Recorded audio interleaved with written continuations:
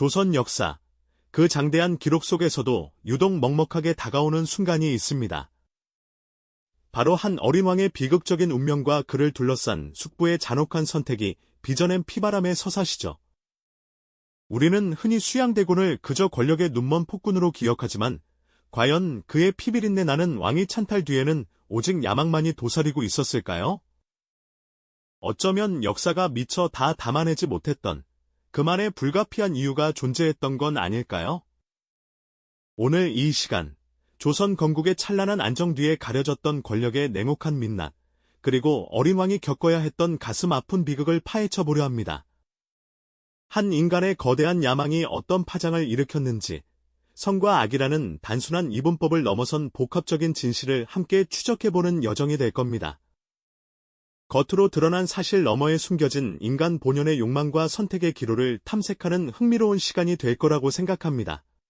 조선은 태조 이성계의 건국 이래 태종 이방원의 강력한 왕권 확립을 거쳐 세종대왕의 치세 아래 찬란한 황금기를 구가했습니다. 과학과 문화가 꽃피고 백성들의 삶은 평화로웠으며 국가는 안정적으로 발전했죠. 하지만 영원할 것 같던 평화에도 그림자가 드리우는 순간은 찾아오기 마련입니다. 성군 세종의 갑작스러운 승하와 함께 조선의 왕실에는 미묘하고도 불길한 긴장감이 감돌기 시작한 거죠. 그 고요함 속에서 위태로운 미래의 씨앗이 싹트고 있었던 겁니다. 세종의 뒤를 이어 왕위에 오른 문종은 뛰어난 학식과 깊은 인품을 지녔지만 안타깝게도 병약한 몸으로 채 2년을 넘기지 못하고 39세의 나이로 세상을 떠나고 맙니다. 그의 죽음은 조선의 운명을 경랑 속으로 몰아넣는 비극의 서막을 알리는 신호탄이 되고 말았죠. 그리고 너무나도 어린, 겨우 12살의 어린 단종이 홀로 용상에 오르게 된 것입니다. 불안정한 시대의 왕위에 오른 어린 왕의 보이는 마치 거센 바람 앞에 위태롭게 흔들리는 촛불처럼 불안정해 보였습니다. 어린 왕의 즉위는 왕실의 권위를 미약하게 만들었고 자연스럽게 조정의 실권은 노련한 원로 대신들의 손으로 넘어가기 시작했습니다. 그 중심에는 좌의정 김종서와 영의정 황보인 같은 당대의 기라성 같은 재상들이 있었죠. 이들은 세종과 문종의 신임을 한몸에 받았던 충신들이었으며 어린 단종을 보필하며 국정을 안정적으로 이끌어가려 애썼습니다. 하지만 그들의 막강한 권한은 역설적으로 왕권의 약화를 의미하기도 했습니다. 마치 거대한 산맥처럼 조정에 우뚝 선 이들의 존재는 어린 왕에게는 든든한 버팀목이었을지 모르나 동시에 넘을 수 없는 장벽처럼 느껴졌을지도 모릅니다. 그리고 바로 이때 또 하나의 거대한 그림자가 서서히 존재감을 드러내기 시작합니다.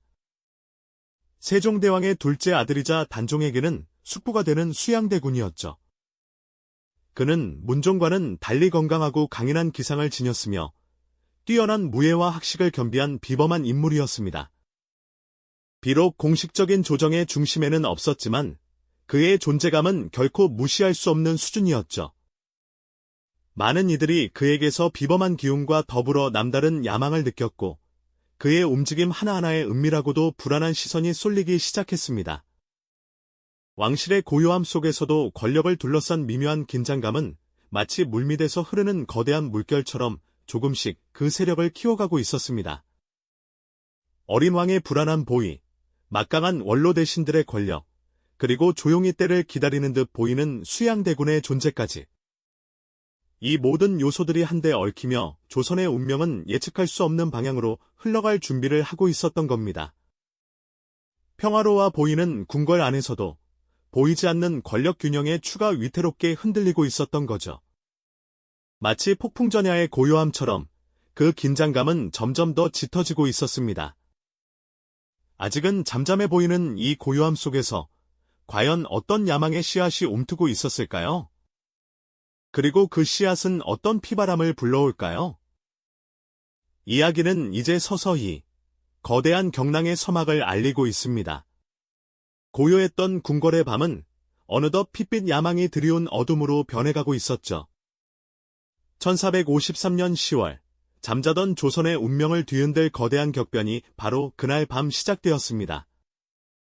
어린 왕 단종의 보위를 지키던 핵심 세력, 즉 영의정 황보인과 좌의정 김종서 등 원로 대신들을 제거하려는 수양대군의 치밀한 계획이 마침내 실행에 옮겨진 겁니다.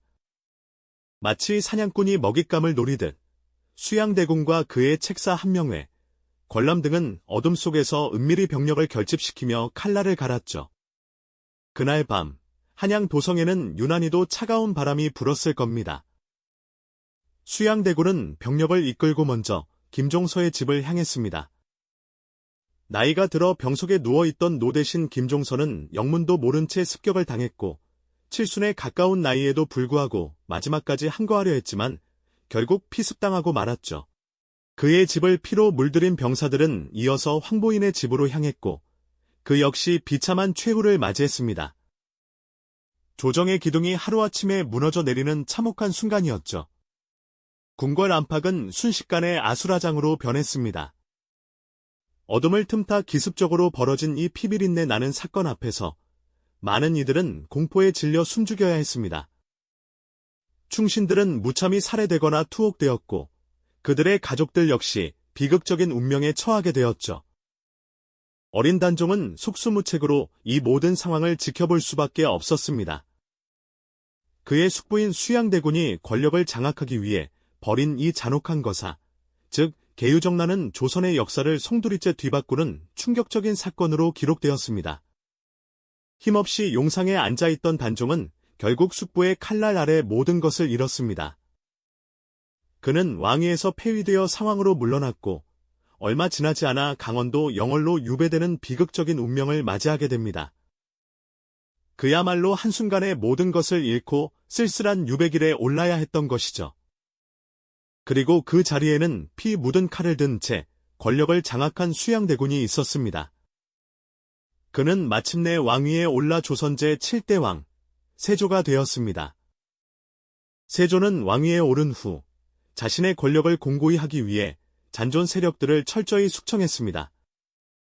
특히 단종의 보기를 꾀했던 성산문, 박팽년 등 사육신이라 불리는 충신들은 모진 고문에도 굴하지 않고 끝까지 절개를 지키다 비참한 최후를 맞이했죠.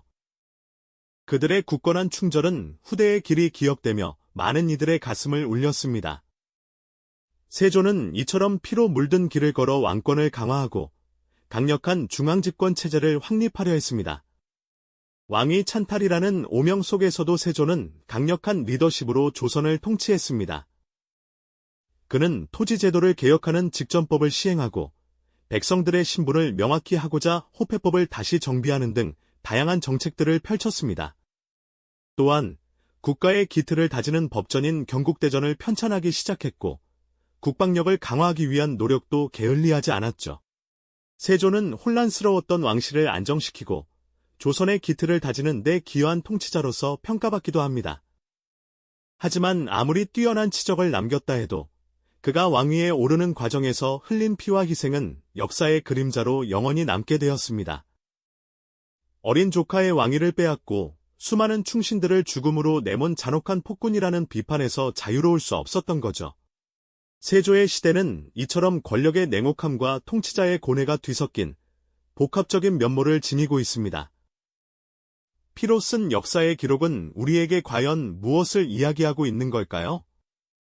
계유정난이 벌어진 그 밤, 김종서가 참살당하고 어린 단종이 숙부의 칼날 아래 모든 것을 잃는 순간은 권력의 냉혹한 본질이 적나라하게 드러난 결정적인 지점이었죠. 단종의 비극적인 운명에 대한 연민과 권력을 향한 인간의 욕망이 얼마나 잔혹하고 파괴적일 수 있는가에 대한 충격적인 깨달음은 오늘날까지도 우리에게 깊은 울림을 줍니다. 과연 세조는 단순한 권력욕에 사로잡힌 폭군이었을까요? 아니면 그에게는 역사가 외면한 불가피한 선택의 이유가 있었을까요? 절대 권력을 향한 인간의 욕망과 그로 인한 비극은 시대를 초월하여 반복되는 역사의 경고임을 우리는 기억해야 합니다. 정의와 생존, 이상과 현실 사이에서 우리는 어떤 선택을 해야 하는지에 대한 근원적인 질문을 세조의 역사 속에서 다시금 마주하게 되는 거죠. 피로 물든 세조의 왕위는 과연 조선의 진정한 안정을 가져다 주었을까요?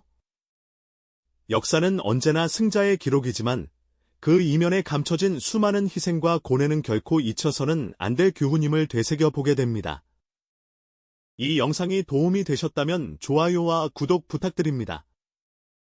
여러분의 응원이 제게 큰 힘이 됩니다.